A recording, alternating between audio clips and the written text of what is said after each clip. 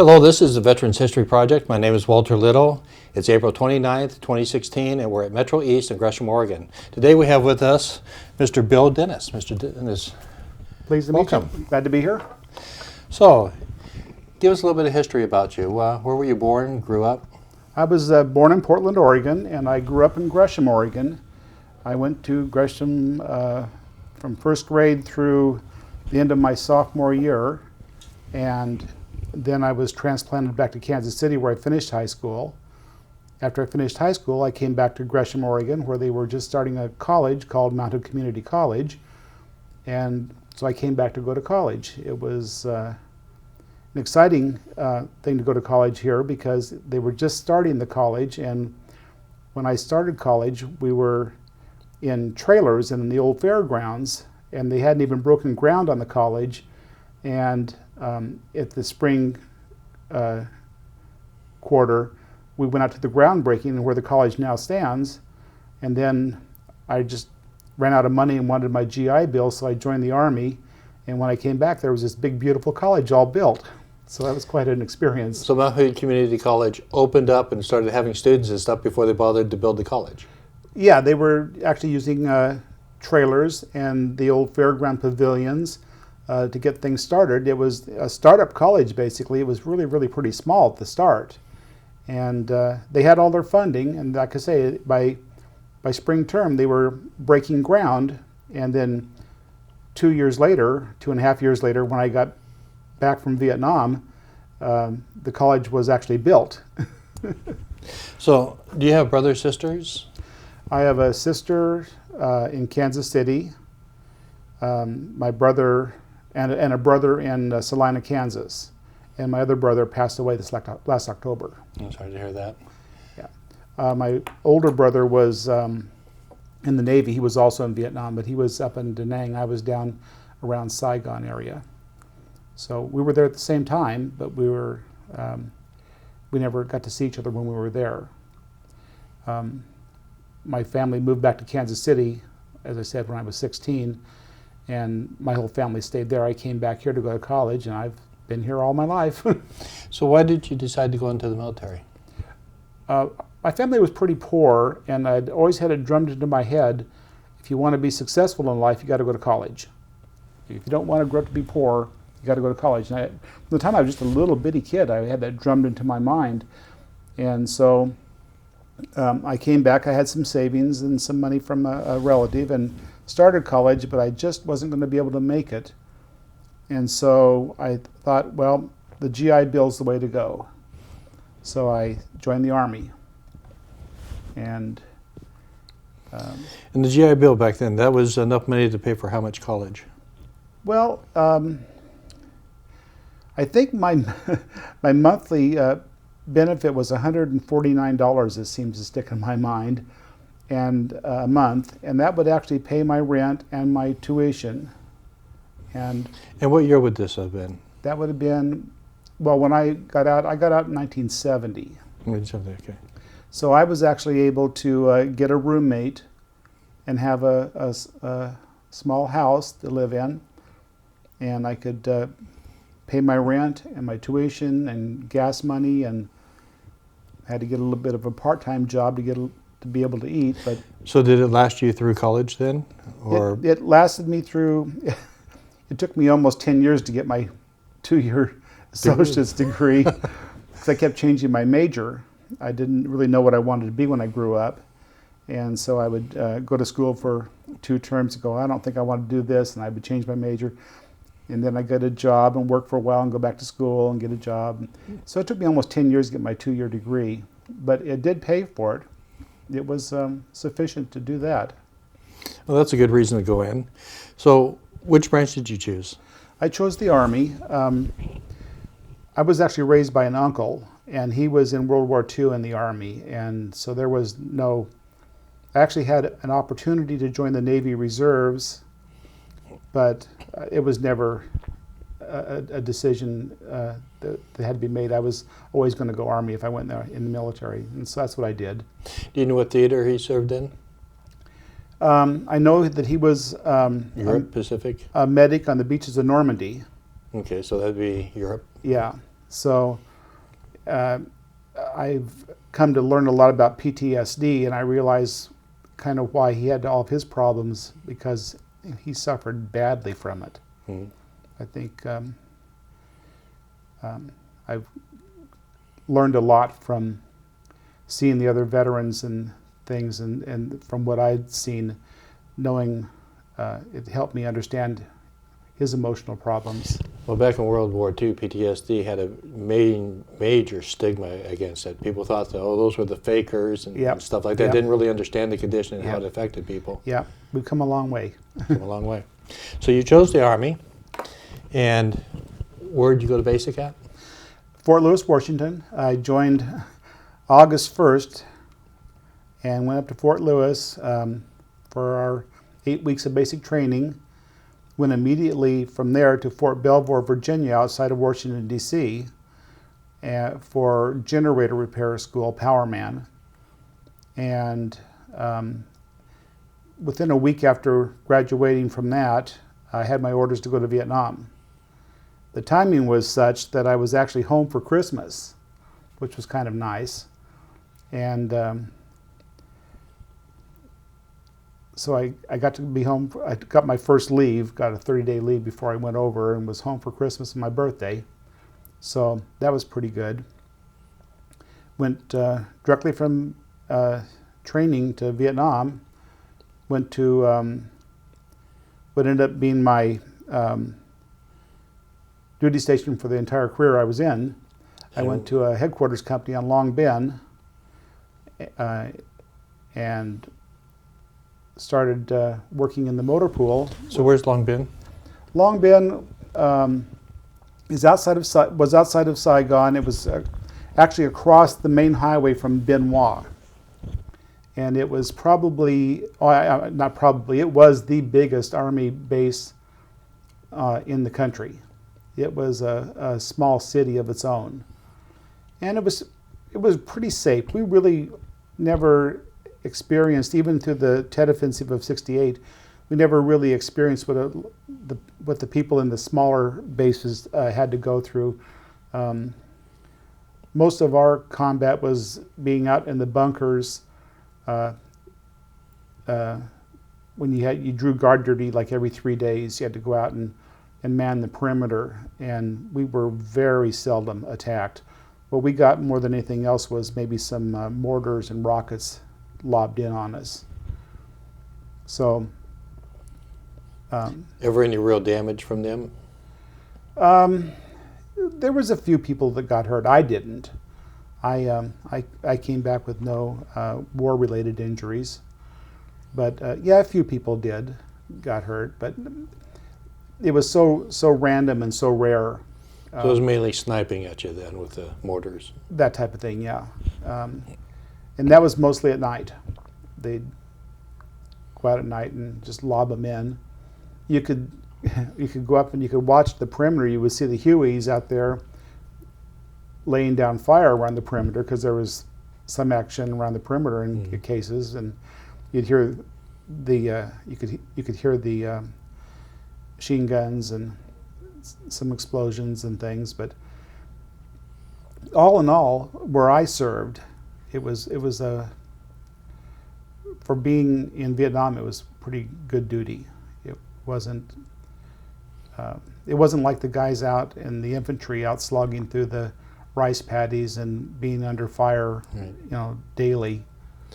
So you said that your base was basically a small city and stuff. Yeah. How was it powered? Was it all generators? I have no idea. We had Well, you repaired generators. I would assume. well, the generators I repaired were for the Signal Corps, so it's a little like 5 kW generator. Okay, the little ones. And they okay. take you out in the field and you crank that thing up so they would have power to run their radios and things. We did. Cell phones were not around. We had these walkie-talkies and things that they had to talk on back and forth. And so we had up to 50 kW generators. Where the smaller posts were actually powered by portable generators. Like I say, Long Binh was a big. I'm sure they had something similar, but I have no idea. I mean, I never got Well, to they see that. most likely supplied their own power rather than getting it from the indigenous population. I would think. Okay. I mean, it was a big basin. We didn't have any lack of power.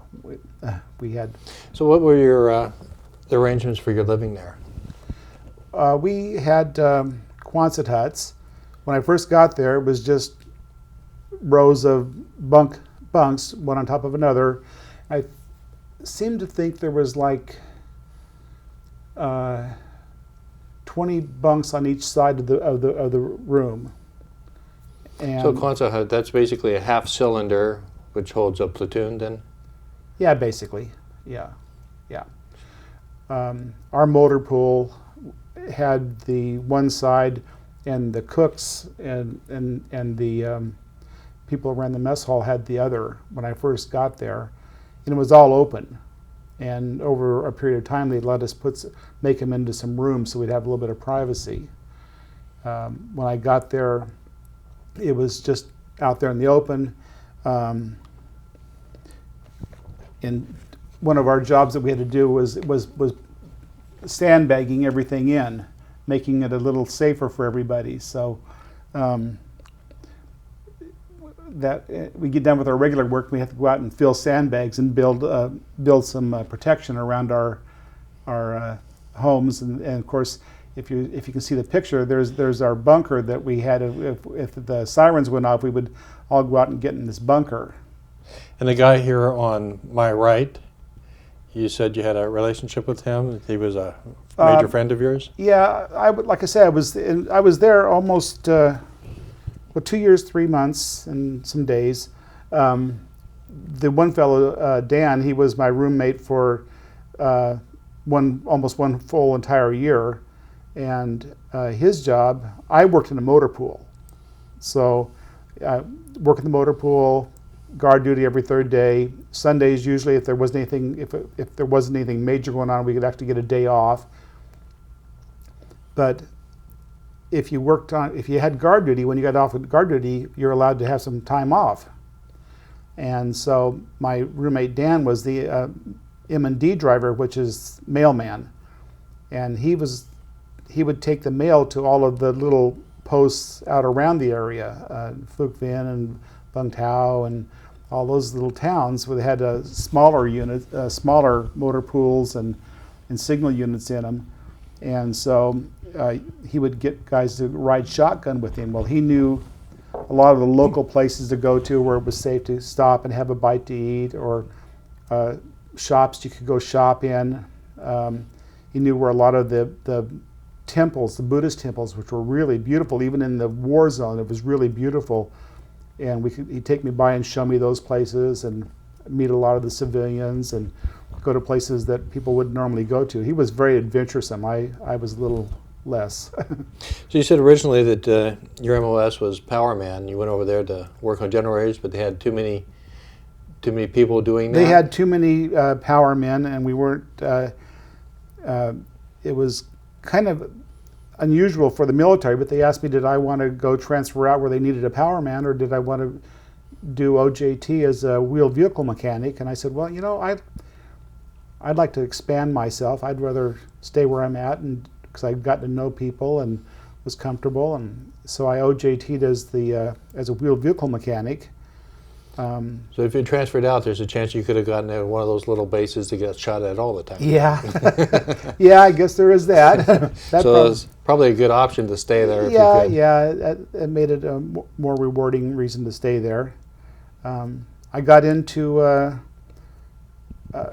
at one point in time, I was keeping the log books for all of the vehicles, and then at one point in time we were losing tools all the time, so we set up a tool room, and I was inventorying and keeping track of the tools, and one thing led to another, and they end up kind of had me running the place by the time I was out. I went to Vietnam as an E1 and came back as an E5 in just over 2 years. So that's pretty good. That's pretty good.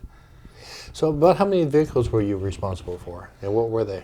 I think we had right around 20 Jeeps,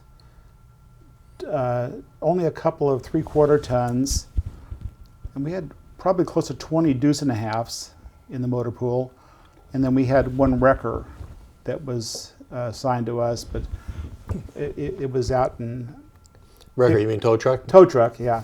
Okay. And so we had that, and we oftentimes helped Black Horse, the cavalry unit. They would come in, and they would our motor sergeant, it was our top guy was an E8 that knew some people, so we kind of helped out fixing up their vehicles when they were coming in out of the jungles and whatever they were fighting through. They'd come in and we'd help them get their rigs fixed up and patched up and get back out in the field where they so they would have well-running vehicles when they went out. Now, I take it that this would not have been a 9-to-5 job then. That motor pool would have been open a lot longer than that. Well, yeah, under normal circumstances, we got up and had after morning chow, we would go over and open up the motor pool, and it would stay open until pretty much we'd have someone over there till the last vehicles came in from the evening. In the evening, we had vehicles. We had people out and about. Had no idea what they were all doing. Mostly it was people in the Jeeps. There was drivers that escorted officers to various things, plus our guys that had to go out and run errands, go over to where the parts houses were, pick up our parts that we had on order, and our M&D drivers and such like that. Deuce and a halves, we would help carry people around. Whatever. They didn't really tell me what they were using them for in many cases. They just come by with a request slip and we'd check them out. So at some point, you pretty much ran the entire motor pool then. You had an E8 who watched over you and basically kept his nose out of the situation since you did such a good job. He did the administrative work, and he let me kind of run the crew. I had 8 GIs that were working with us, and we had 6 Vietnamese. And of that, there was 2, we called them Papasons. They were retired. They had done their service for their military and they were drafted for 15 years. And they were out and they were needing to learn to do a job, so they would come over there and we would train them how to work on the vehicles. And then I had 4 young boys that were like 14, hadn't been drafted yet. And they wanted to come in and learn in case they got drafted. Didn't want to be out there shooting. They wanted to be in a motor pool. They wanted to be in a motor pool too, yeah.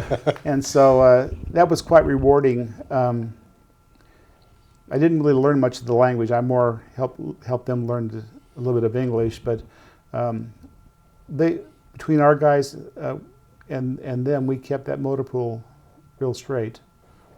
And so that was pretty rewarding to be over there and be actually doing something positive, training them how to have a regular job should the war ever end. So your original enlistment was how long? I joined for 3 years, and I went over to Vietnam. I actually liked my duty station, so after my first year, I extended for 6 months, and then when that 6 months was starting to get done, I did a little bit of math in my head and said, oh, if you come home with less than 6 months to serve, they'll just let you out.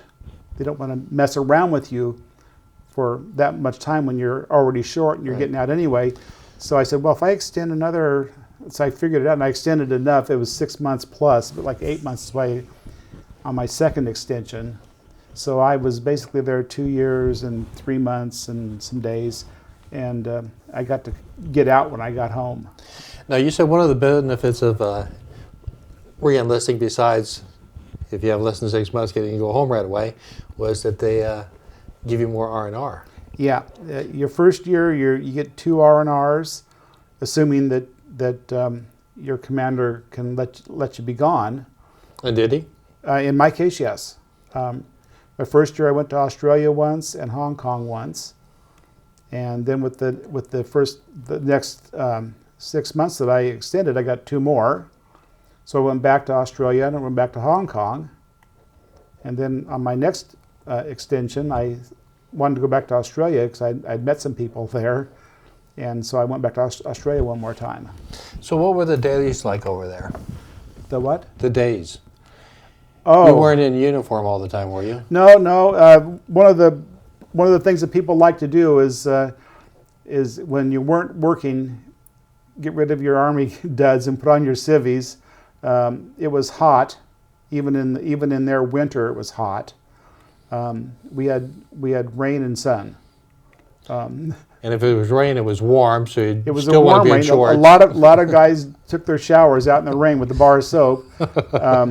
But the monsoons were so strong that you could actually sit across the walkway and there'd be a wall of water on one side, and you could just watch this wall of water rolling Just across move the across. fields and coming into you. Oh, nice. And then, of course, everything got muddy. But when I got there, when I first got there, it was very unfriendly. But we ended up building walkways that were raised up a little bit so you didn't have to tromp through the mud and put gravel down. We ended up making it a pretty nice place to live, considering that you were in a war zone and whatnot. Now, eventually you said you didn't have to stay in the Quonset hut anymore? Well, we still had to stay in the Quonset hut, but we were allowed to make rooms, so two people per room, and a little bit of privacy made things a lot nicer. When it was just open, 40 people, open bunks, one on top of the other, the noise, it was like basic training, but it was in over there. Once we were allowed to put some rooms in, we could have our stereos, and people couldn't see what you had, and it didn't turn up missing, and yeah, just having a little bit of privacy was nice. If you worked a night shift and you wanted to come in and sleep, you could close your door, and the people beside you could have their lights on if they wanted to, and you could rest. Yeah, so there was just a lot of benefits to having a room rather than being in open bunks. So when you got back, did they let you out, or did you have to serve the last few months? No, I had it figured out, so that when I got back, I actually got out in Oakland. I got out and went right home. Got my discharge and paid for my leave time that I hadn't taken. And started your 9 years of college. Started my 9 years of college to finally get my 2-year degree. So what did you do for employment during this time? I worked at actually I just went to school full-time for a while. And then I got a job in a foundry one summer. And so I served a foundry apprenticeship and went back to school nights, was going to school nights. And I just kept changing my thinking military, changing my MOS, changing my major. I kept changing my major, and I got an associate's degree at Mount Hood Community College in General Studies, and I got an associate's degree in industrial safety. I got a job at Precision Castparts, a major foundry in town, in the safety department, and I realized almost immediately that I hated that. I didn't like doing that. My father worked there as a sandblaster. Oh, is that right? He didn't care for Precision Castparts that much either. Well, it was a good company for me. It was a good company. I ended up getting into inventory control, which was more like what I was doing in the military, the bookworks, the logging things in and out and everything. Mm-hmm. And I started to excel there.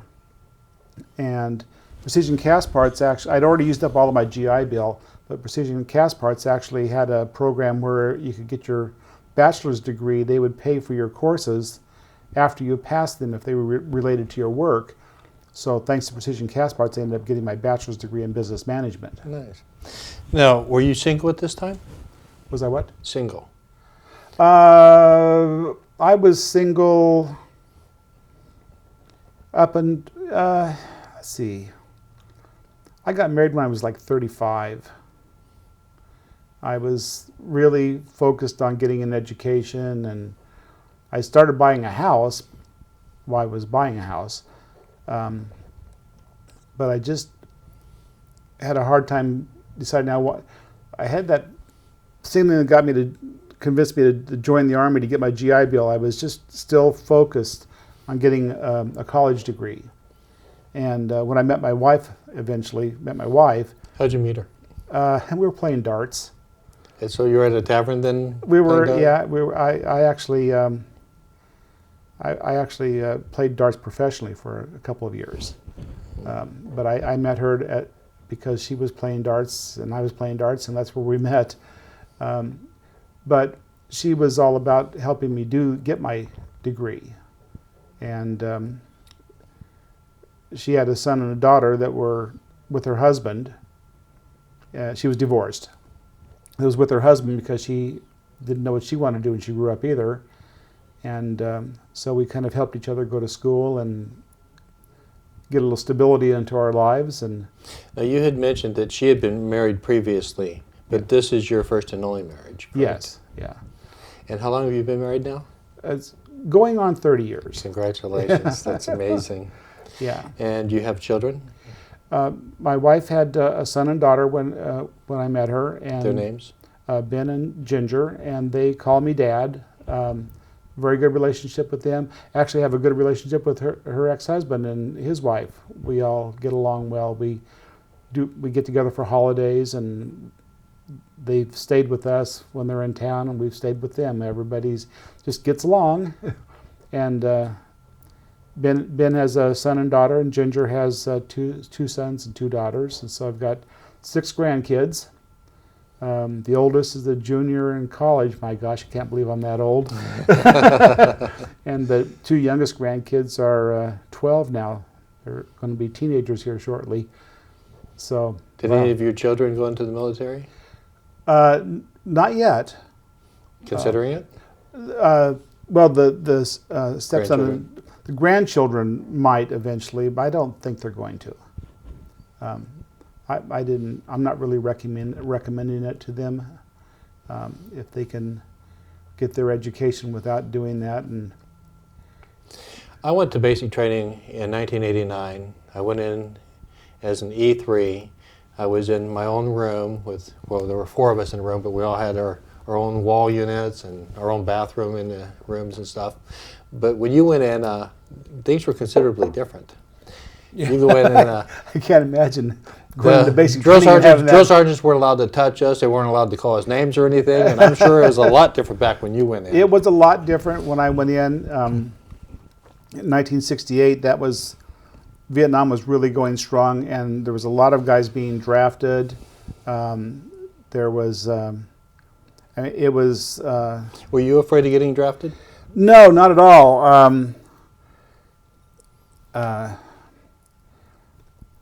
I kind of made up my mind that I was going to join the service, so I wasn't really worried about being drafted. But at the time, I was going to college, so I was deferred. If I could have found a job over the summer, I would have probably, if I could have found a job that I could have made all my ends meet, I probably would have kept on being in college. But gosh, they were pushing people through basic training so fast. They were just trying to get more bodies out there into the system. And Well, what kind of a change was it for you? Now, your father was military, so you probably had a lot of the understanding of what to expect when you got into the basic. no, I was dumb as a stump. Were you really? So it came as a shock to you? Well, I was an athlete when I was younger in high school, and so and I really wasn't worried about the physical part of it. Mm-hmm. I had a buddy that I went in on the buddy system with, and like I said, I went in August. Well, we would go out and pick berries, and then we would go out to one of the lakes out here towards Multnomah Falls, and we would swim for about an hour, and then we would run up the falls. Oh, nice. And then we'd stop and get our breath, and then we'd take that 5-mile trail and run back. So I was doing that every day before I went in. Last time I went up, I stopped 3 times just walking up. Well, I would probably have to now too, but yeah, we were we would have bets on how fast we could get up to the top of that. So And, basically, it was the somebody owning you type aspect. That yeah, was yeah. a shock. It's kind of funny because when I went in, I had hair down on my shoulders. Oh yeah. And I was having trouble. Part of why I was having trouble finding a job is because back then they didn't want to hire long hairs. Long hair, hippie type. Yeah, and so somehow my logic convinced me that I was better off getting all of my hair cut off to be in the Army than get a little bit of a haircut and get a job in civilian life. But anyway, you think about that later and you have to laugh at yourself, you know. But I wasn't worried about the physical aspects of basic training. It was like you said, someone telling you what to do every minute of the day that was Well, hard when I went to deal with. basic training, the first thing they said was, "We own you." Yeah, yeah. They told us that on the bus up to Fort Lewis. And yeah, there was a few guys that couldn't deal with it, but I went up with a bunch of people that all joined.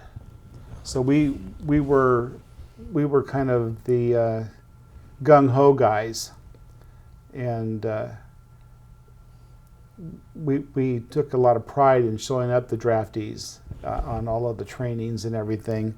I got my with it here. It's kind of funny. Oh, I can't find it now.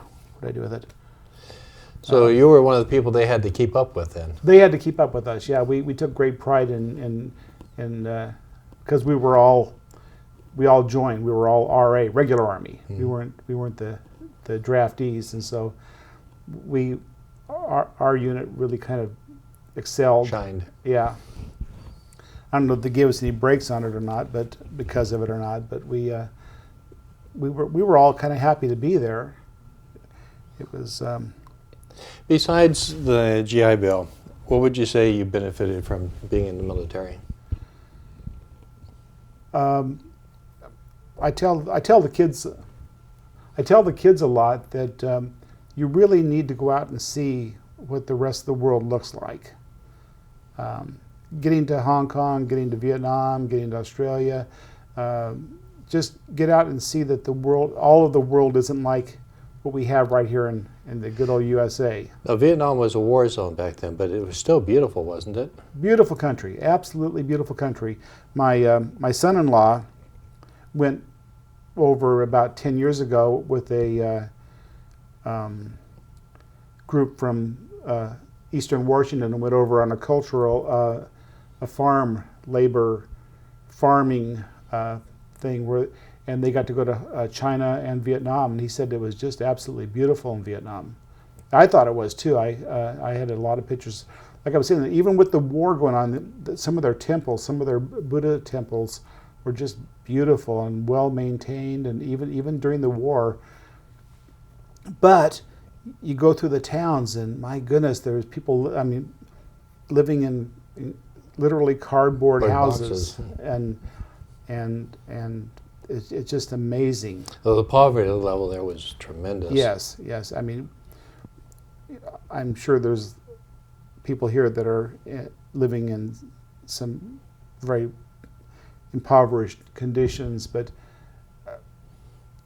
it's nothing like what the third world countries live in. And even when I went to Hong Kong, I went to China, I went to Hong Kong, I met some people some Chinese people there that took me out to some of the local villages and stuff, and even there, the poverty level was just incredible. So I learned a lot about the world, and made me a lot more appreciative of the things I had here. Because when I grew up, I thought I was really, really poor, and I guess I really was. We didn't have running water. We didn't have a lot of things at my house. We had an outhouse. So by American standards, you were. By American standards, I was quite poor. I got over there, and I said, "Oh my gosh, I'd love to be back over there where I was." It was so much better. And it did teach me some organizational skills. You know, I learned to be a little more organized. I didn't have a real good understanding of the world when I went in, and when I came out, I knew how to fold my socks and do my own laundry. And Did you ever have a desire to go back and see the areas where you were? yes, I would really love to go back. My wife said, "There's no way I'm going to Vietnam." So if I go back, it'll be with some buddies, Friends. some guys, some friends from the VFW or something. We'll make a trip back or something. But I still hope to do that before I get too old to enjoy the trip. Now, getting back to Vietnam, you said that not only did you run your motor pool efficiently, but you did it well enough and stuff that they had you go on inspection tours? Yeah, we were the headquarters company of the battalion, and so we had a number of outposts, and so I was eventually picked to be part of the inspection team that went out and inspected the other motor pools, and maybe went out from time to time and trained some of the people on how to keep their records straight, how to order things properly. So that was a kind of a feather in my cap that I was. Did you enjoy that? Yeah, it was kind of good. I really enjoyed that.